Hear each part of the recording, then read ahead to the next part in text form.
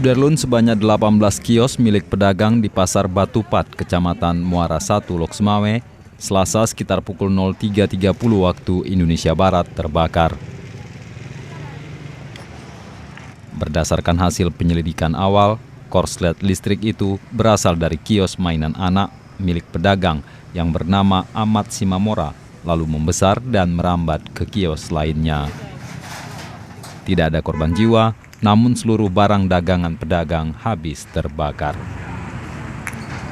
Sedangkan proses pemadaman turut serta armada pemadam dari PT PIM, PT Arun, pemadam dari Pemko, dan warga sekitar yang berlangsung sekitar pukul 05.00 pagi setelah azan subuh.